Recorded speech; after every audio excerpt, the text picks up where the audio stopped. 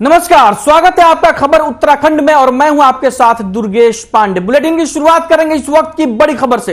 इस वक्त की बड़ी खबर हरिद्वार से आ रही है। सीएम पुष्कर सिंह धामी ने कबड्डी में आजमाया हाथ, सांकेतिक रूप से खेलकर बढ़ाया खिलाड़ियों का उत्साह। कबड्डी चैंपियनशिप का उद्घाटन करने हरिद्वार पहुंचे थे सीएम। कई राज्यों से आए हैं खिलाड़ी। सीएम पुष्कर सिंह धामी ने कबड्डी में आजमाया हाथ, सांकेतिक रूप से खेलकर बढ़ाया खिलाड़ियों का उत्साह। कबड्डी चैंपियनशिप का उद्घाटन करने हरिद्वार पहुंचे सीएम। कई राज्यों से आए हैं खिलाड़ी। हरिद्वार से इस वक्त की बड़ी और अहम खबर हम आप तक पहुंचा रहे हैं। सीएम पुष्कर सिंह धामी ने कबड्डी में आजमाया हाथ, सांकेतिक रूप से खेलकर बढ़ाया खिलाड़ियों का उत्साह। कबड्डी चैंपियनशिप का उद्घाटन करने हरिद्वार पहुंचे सीएम। कई राज्यों से आए हैं खिलाड़ी। तस्वीरें आप अपनी टीवी स्क्रीन पर देख सकते हैं। ये तस्वीरें हरिद्वार की हैं, जहां पर सीएम पुष्कर सिंह धामी सांकेतिक रूप से कबड्डी खेलते हुए नजर आए और सीएम हरिद्वार में कबड्डी चैंपियनशिप का शुभारंभ करने के लिए पहुंचे थे। आपको बता दें कि हरिद्वार में कबड्डी चैंपियनशिप का आयोजन किया गया है और इस चैंपियनशिप में हिस्सा लेने के लिए कई राज्यों के खिलाड़ी पहुंचे हैं।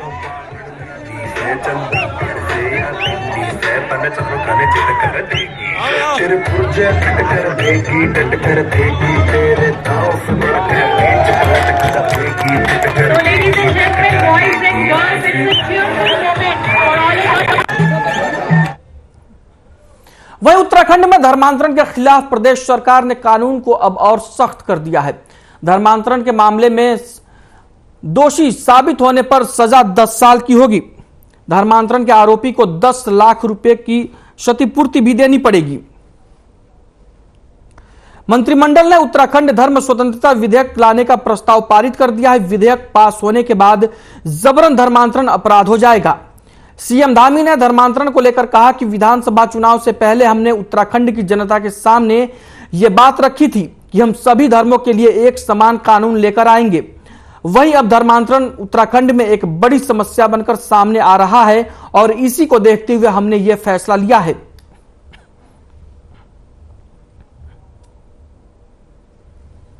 आपको बता दें कि उत्तराखंड में धर्मांतरण को लेकर प्रदेश सरकार ने अब कानून को और ज्यादा सख्त कर दिया है। से पहले उत्तराखंड की देवतुल्य जनता के सामने ये बात रखी थी कि हम उत्तराखंड के अंदर सभी के लिए एक समान कानून, समान नागरिक संहिता लागू करेंगे। उत्तराखंड की देवतुल्य जनता ने उस पर हमको अपना मैंडेट दिया, अपना आशीर्वाद दिया और हमने सबसे पहले वही काम किया है। वो हमारा ड्राफ्ट लगभग तैयार हो रहा है। ड्राफ्ट तैयार होते ही हम उस दिशा में आगे बढ़ जाएंगे। दूसरा, धर्मांतरण चूँकि एक बड़ी समस्या के रूप में आ रहा है और उत्तराखंड देवभूमि है, यहाँ पर जबरन धर्मांतरण है या इस प्रकार के मतांतरण है, ये बहुत ही गंभीर मामले हैं।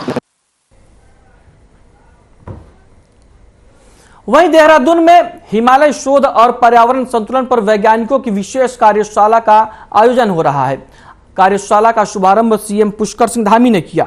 सीएम धामी ने वैज्ञानिकों से अनुरोध किया कि हिमालय में लगातार आ रहे भूकंप पर वो विशेष शोध करें, जिसके और इसके कारणों और इसके बचाव के तरीकों के बारे में जानकारी ले सके। साथ ही भूकंप रोधी उत्तराखंड कैसे बने, इस पर भी एडवांस टेक्नोलॉजी और एडवांस जानकारी मिले, इस पर प्रयास करें।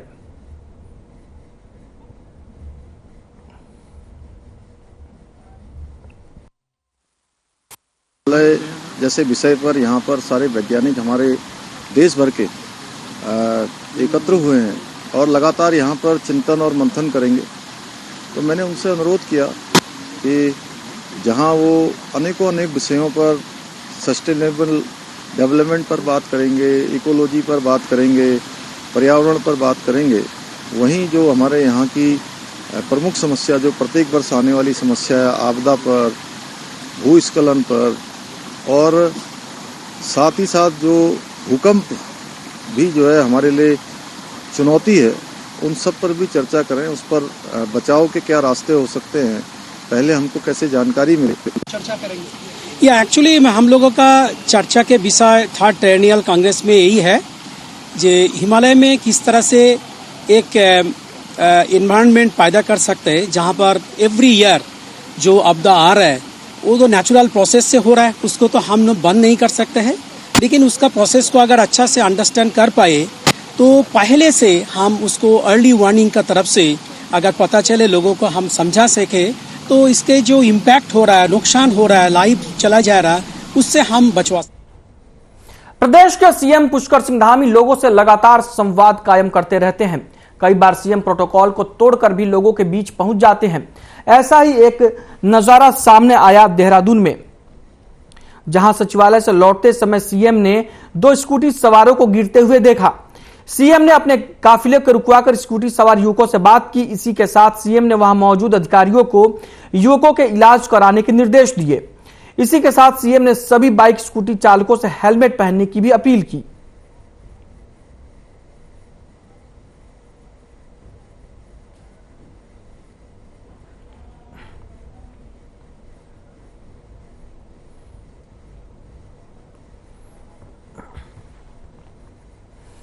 वहीं प्रदेश के पूर्व मुख्यमंत्री त्रिवेंद्र सिंह रावत और तीरथ सिंह रावत के बयानों से बीजेपी लगातार असमंजस में दिख रही है, जिसको लेकर कांग्रेस लगातार प्रदेश सरकार और बीजेपी पर हमलावर है।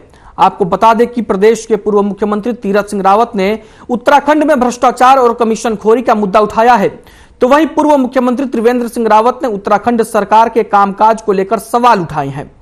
पूर्व मुख्यमंत्री त्रिवेंद्र सिंह रावत ने कहा कि राजधानी देहरादून में स्मार्ट सिटी का जो प्रोजेक्ट चल रहा है उसमें काफी लापरवाही की जा रही है। तीरथ सिंह रावत ने प्रदेश में कमीशनखोरी और भ्रष्टाचार के मामलों को लेकर कहा कि उत्तर प्रदेश के जमाने में 20% कमीशनखोरी होती थी। उत्तराखंड में अभी तक इस तरीके की स्थिति बरकरार है। हालांकि बीजेपी प्रदेश और संगठन की ओर से वरिष्ठ नेताओं के इन बयानों के बाद से असमंजस जैसी स्थिति नजर आ रही है।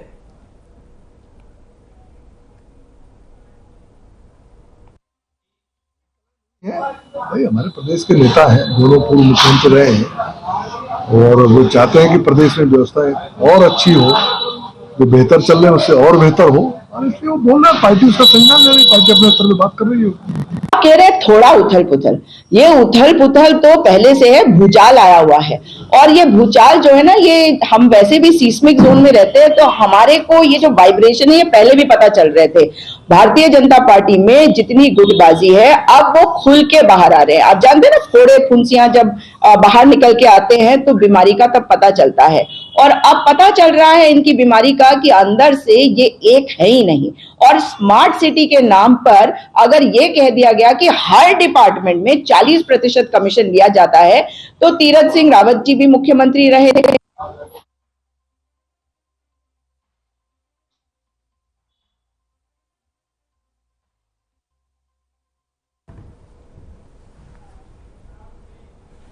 वहीं देहरादून के परेड मैदान में बना मंच इन दिनों राजनीति का अखाड़ा बन गया है, क्योंकि यह मंच राजधानी देहरादून में स्मार्ट सिटी प्रोजेक्ट के तहत बनाया गया है। और इसी को लेकर पूर्व मुख्यमंत्री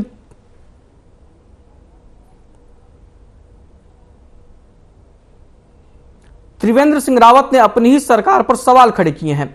बतौर त्रिवेंद्र सिंह रावत कार्यकाल में टेंडर से लेकर वर्क ऑर्डर तक जारी हुआ। अब त्रिवेंद्र सिंह रावत ने ही योजना पर सबसे पहले हमला बोला है,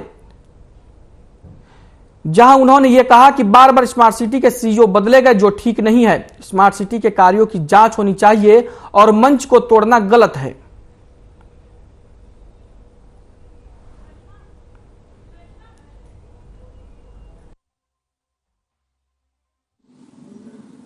भारत सरकार ने 100 शहरों को स्मार्ट सिटी में डेवलप करने का निर्णय लिया था और जो देहरादून का चयन हुआ था वो आखिरी राउंड में हुआ था। 99वां नंबर, 100 में से 99 नंबर ये देहरादून स्मार्ट सिटी का था। और स्मार्ट सिटी के काम ने लगभग 3 साल में ये 99वें स्थान से 9वें स्थान पर थी देश में। आज बहुत जगह बताते हैं साहब, कहीं भी हो तो बिना परसेंटेज के होता नहीं। और मैं कभी एक बार मैंने कहा था, भले आज मुझे कहना नहीं चाहिए, मैं तो मुख्यमंत्री जैसे पद पे रहा हूँ, आज इस पद पे भी हूँ और सरकार भी है, लेकिन मुझे कहने में कोई हिचक नहीं होती। जब उत्तर प्रदेश में थे, हम जब अलग हुए तो हमको वो कमीशन छोड़कर जीरो पे आना चाहिए था। आप कह रहे हैं थोड़ा उथल पुथल, ये उथल पुथल तो पहले से है, भूचाल आया हुआ है। और ये भूचाल जो है ना, ये हम वैसे भी सीस्मिक जोन में रहते हैं, तो हमारे को ये जो वाइब्रेशन है ये पहले भी पता चल रहे थे। भारतीय जनता पार्टी में जितनी गुटबाजी है अब वो खुल के बाहर आ रहे हैं। आप जानते हैं ना, फोड़े फुंसियां जब बाहर निकल के आते हैं तो बीमारी का तब पता चलता है। और अब पता चल रहा है इनकी बीमारी का कि अंदर से ये एक है ही नहीं। और स्मार्ट सिटी के नाम पर अगर ये कह दिया गया कि हर डिपार्टमेंट में 40% कमीशन लिया जाता है, तो तीरथ सिंह रावत जी भी मुख्यमंत्री रहे थे और जितने समय वो मुख्यमंत्री रहे तब हमने कुंभ का घोटाला देखा। तो आप समझ लीजिए कि वो अच्छी तरह जानते हैं कि 40% का जो ये जो कमीशन वाली वो बात कह रहे हैं वो हर डिपार्टमेंट में है। और हाँ, एक पूर्व मुख्यमंत्री को आज वाले मुख्यमंत्री को पूर्व बनाने की भी इच्छा होगी।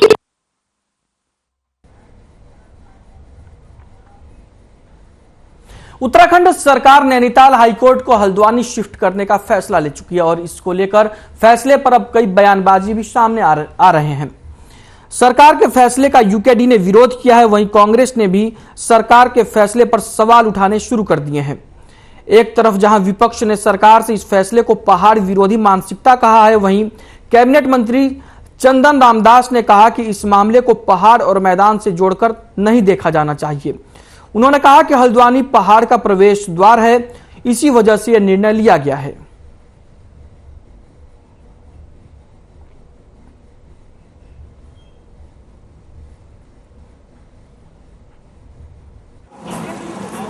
कि सरकार अपने ही निर्णय से पलट रही है। जब हाईकोर्ट या अस्थायी राजधानी की बात हुई थी तब भारतीय जनता पार्टी की सरकार थी, उत्तर प्रदेश में भी, केंद्र में भी और उत्तराखंड में भी। नई सरकार इन्हीं की बनी थी।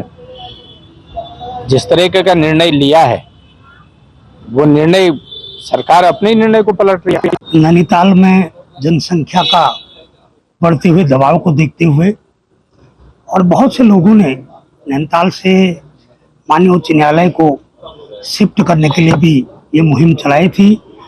कल कैबिनेट में माननीय मुख्यमंत्री जी के निर्देशानुसार एक महत्वपूर्ण फैसला लिया है कि उच्च न्यायालय नैनीताल को हल्द्वानी या जहां भूमि उपलब्ध होती है वहां शिफ्ट किया जाए। हल्द्वानी में कांग्रेस की भारत जोड़ो यात्रा आज समाप्त हो गई। आपको बता दें कि कांग्रेस की भारत जोड़ो यात्रा हल्द्वानी में स्वराज आश्रम से शुरू हुई थी और शहर के अलग अलग मार्गों से होते हुए स्वराज भवन पहुंचकर ही यह यात्रा समाप्त हुई।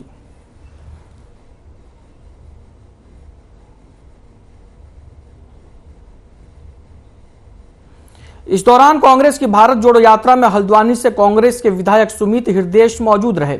इस मौके पर कांग्रेसी कार्यकर्ताओं ने आपस में एकजुट रहने का आह्वान किया। कांग्रेस विधायक सुमित हृदयेश ने कहा कि देश के अंदर बीजेपी धार्मिक उन्माद फैलाकर लोगों को बांटने का काम कर रही है। आगे उन्होंने कहा कि हर कांग्रेसी और हर देशवासी का एक ही मकसद होना चाहिए कि देश के अंदर भाईचारा और एकता बनी रहे। दक्षिण भारत में भी राहुल गांधी की यात्रा को अच्छा साथ मिला। कांग्रेस की भारत जोड़ो यात्रा को देश भर में जो समर्थन मिला और जनता ये मान चुकी है कि राहुल गांधी पूरे देश के नेता कहलाने के लायक हैं।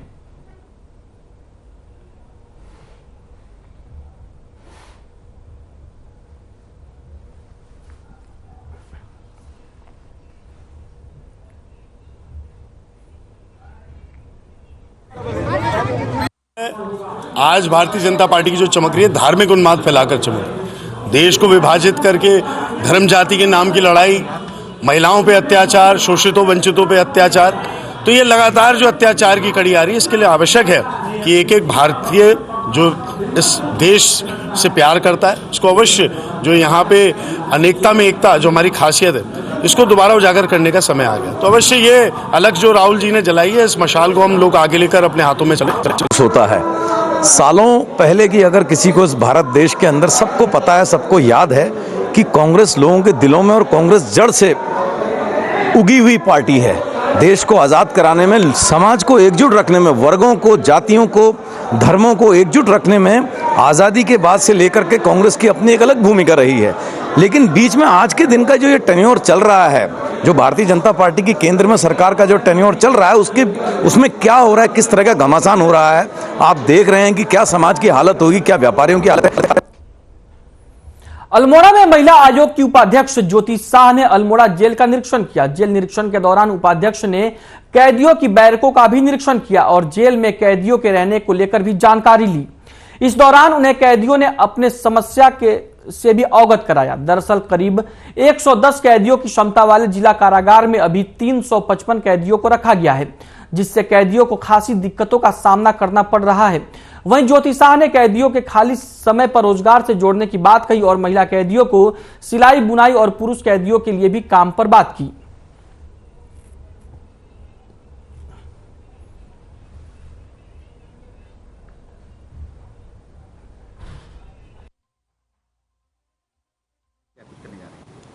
आज मैंने यहाँ अल्मोड़ा जेल का निरीक्षण किया।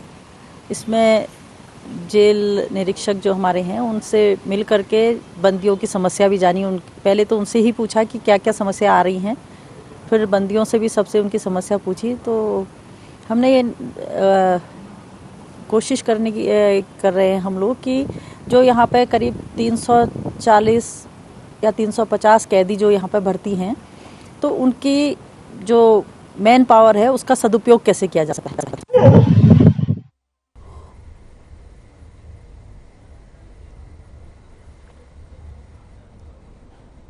वहीं यमुनोत्री से विधायक संजय डोभाल ने यमुना घाटी के सबसे बड़े अस्पताल सामुदायिक स्वास्थ्य केंद्र का औचक निरीक्षण किया। इस दौरान उन्होंने अस्पताल के अलग अलग वार्ड, दवा वितरण केंद्र, ओपीडी से लेकर जांच केंद्रों तक का निरीक्षण किया, जहां अस्पताल में कम स्टाफ देखकर विधायक भी दंग रह गए। रजिस्टर खोला तो अस्पताल में 4 स्टाफ नर्स के पदों में महज 1 स्टाफ नर्स नियुक्त है। वहीं जिला चिकित्सा अधिकारी से लेकर चिकित्सा अधिकारी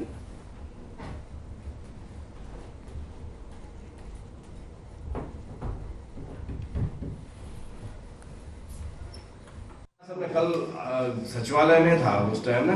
पहले तो हॉट जो हो यहाँ पे स्टाफ नर्स की अभी एक भी पोस्टिंग नहीं है, जो है भी एक वो दूसरी जगह से व्यवस्था करी हुई है। तो सबसे पहले हमने डीएम से बात करी है कि यहाँ पीआरडी के थ्रू जब तक परमानेंट पोस्टिंग नहीं होती, यहाँ पे स्टाफ नर्स की 2 पोस्टिंग हो जाए। और जो भी कमियाँ हैं उनके लिए यहाँ जो यहाँ के प्रभारी हैं उनसे बात हुई है डॉक्टर अंगद से, और जल्द से जल्द इन कमियों को दूर करने का प्रयास करेंगे। अभी पिछले 4 महीने से हमारे यहाँ स्टाफ नर्स की शॉर्टेज है। 2 स्टाफ नर्स जो रेगुलर बेसिस पे थी यहाँ पे, उनका एक ट्रांसफ़र हो गया है अन्य जगह। उस वजह से यहाँ पे हॉस्पिटल को संचालन होने में काफ़ी दिक्कतें आ रही हैं। हालांकि अभी CSC नौगांव से अधीक्षक साहब ने कुछ व्यवस्था पेरी से फार्मेसिस्ट की व्यवस्था कराई थी, लेकिन वो व्यवस्था पूरी नहीं हो पा रही है क्योंकि कुछ डिलीवरी हमारे यहाँ नहीं हो पा रही है। उन्होंने आश्वासन दिया है कि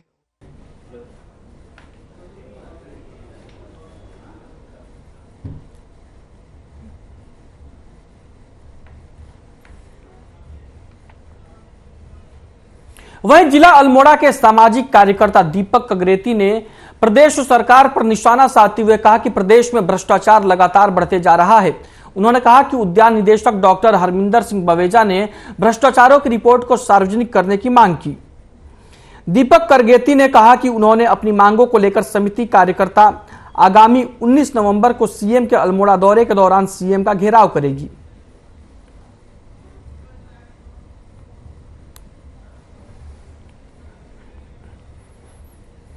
कि इस वक्त 19 तारीख को माननीय मुख्यमंत्री जी का हवलबाग में प्रोग्राम है सहकारिता का। चूंकि उद्यान एवं खाद्य प्रसंस्करण विभाग में निदेशक द्वारा किए जा रहे भ्रष्टाचारों की जांच के आज 2 महीने पूरे होने के बाद भी जांच रिपोर्ट सार्वजनिक नहीं की गई है और सरकार के जनप्रतिनिधियों द्वारा झूठ फैलाया जा रहा है कि वे निदेशक को रानीखेत चौबटिया में बैठा चुके हैं। इसके विरोध में भी और जांच रिपोर्ट को सार्वजनिक करवाने के लिए हम लोग 19 तारीख को माननीय मुख्यमंत्री जी का जो है विरोध अपने काश्तकारों के साथ मिलकर करेंगे। कार्यकारिणी को उठा के देहरादून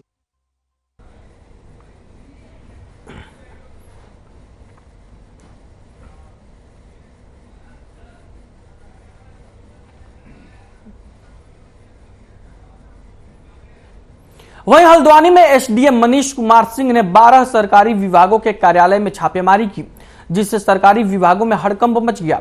एसडीएम ने कहा कि तहसील रजिस्ट्रार ऑफिस, जिला उद्योग केंद्र समेत 12 कार्यालय में छापेमारी की गई, जिसके बाद कर्मचारी उपस्थिति रजिस्टर चेक किए गए, जिसमें 26 कर्मचारी ड्यूटी से गायब मिले।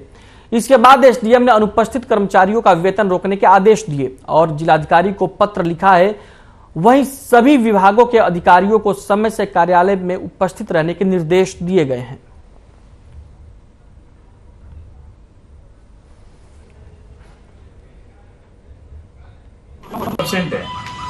नहीं, कई समय से शिकायत मिल रही थी कि जो विभिन्न विभाग हैं उनके अधिकारी समय से कार्यालय नहीं आ रहे हैं और इस संबंध में माननीय मुख्यमंत्री जी के भी स्पष्ट निर्देश हैं कि अधिकारी एक तो समय पर आएं और दूसरा जो 10 से 5 की कार्य संस्कृति है उससे आगे जाकर के कार्य करें।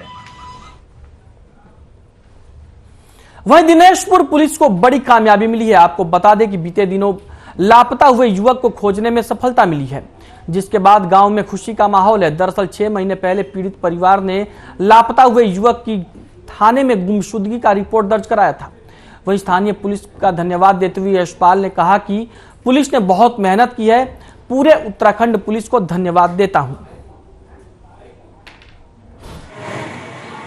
ये मेरा छोटा भाई 18/5/2022 को घर से 500 रुपये लेकर मम्मी से किताब लेने के लिए निकला था और उसका घर लौटा नहीं, लापता हो गया। तो मैंने 19 तारीख में यहाँ पर दिनेशपुर थाने में मामला दर्ज करवाया गुमशुदगी का। तो पुलिस ने काफ़ी प्रयास किया उसको ढूंढने का, कोई खबर नहीं लगी। मुझे भी साथ लेकर गए हल्द्वानी, नैनीताल वगैरह जगह और भी कई मुरादाबाद, कहीं पता नहीं लगा। तो अब जाके फाइनली दिल्ली में उसका पता चला, ये दिल्ली में था, तो वहाँ से ये बरामद करके लाए एसआई मेहता साहब और आज मेरे सपुर्द कर दिया गया। हरिद्वार में पुलिस ने ह्यूमन ट्रैफिकिंग में शामिल एक आरोपी को गिरफ्तार किया है। पुलिस ने लक्सर रेलवे स्टेशन से आरोपी को गिरफ्तार किया है। आरोपी से पूछताछ के दौरान दिल्ली और गाजियाबाद से 2 छोटे बच्चों को चोरी कर बेचने का भी खुलासा हुआ है। पुलिस का दावा है कि आरोपी पहले बच्चों को चोरी करता था, फिर अनाथालय के फर्जी कागजात तैयार कर उन्हें बेच देता था। अगस्त महीने में लक्सर कोतवाली में दर्ज हुए नाबालिग लड़की के साथ दुष्कर्म के मामले में पुलिस आरोपी की तलाश में जुटी हुई थी। आरोपी के पकड़े जाने पर कई चौंकाने वाले खुलासे हुए हैं। एसएसपी अजय सिंह ने प्रेस कॉन्फ्रेंस कर मामले की जानकारी दी। ये वहीं का रहने वाला है, तो वहाँ वो बच्चा से किसी कारणों से चली गई थी। उसको हरिद्वार रेलवे स्टेशन से एक व्यक्ति मोहम्मद मुश्ताक करके है जो बहला फुसला कर ले गया था और इसके बाद जो है उसके साथ अनैतिक काम किया था। चूंकि बच्ची उस व्यक्ति को नहीं जानती थी पहले से, इसलिए केस काफ़ी कठिन था। चूंकि अभियुक्त की पहचान उसमें मुश्किल थी, तो लगातार 3 महीने से इसमें टीम प्रयास कर रही थी और इसके बाद जो विभिन्न सीसीटीवी और अन्य जगह से स्थान को चिन्हित किया गया और इसके बाद उस व्यक्ति को जो है हरिद्वार लक्सर रेलवे स्टेशन से जो गिरफ्तार किया गया। पूछताछ के दौरान उसका सिटकुल क्षेत्र में रहना पाया गया तथा उससे कुछ संदिग्ध दस्तावेज भी बरामद। खबर नैनीताल से है। बता दें आपको कि भारतीय क्रिकेटर विराट कोहली अपनी पत्नी अभिनेत्री अनुष्का शर्मा और बेटी वामिका के साथ उत्तराखंड दौरे पर हैं। बीते रोज कोहली हेलीकॉप्टर से भवाली के सैनिक स्कूल में हेलीपैड पर उतरे, जिसके बाद आज विराट कोहली बाबा नीम करौली के धाम पहुंचे। यहां विराट कोहली और अनुष्का शर्मा ने बाबा नीम करौली धाम में पूजा अर्चना की, जिसके बाद उन्होंने बाबा के धाम में हनुमान चालीसा का पाठ भी किया। इस दौरान अनुष्का और विराट ने बाबा नीम करौली महाराज की आरती में प्रतिभाग कर भंडारे का प्रसाद ग्रहण किया। विराट और अनुष्का के मंदिर पहुंचने पर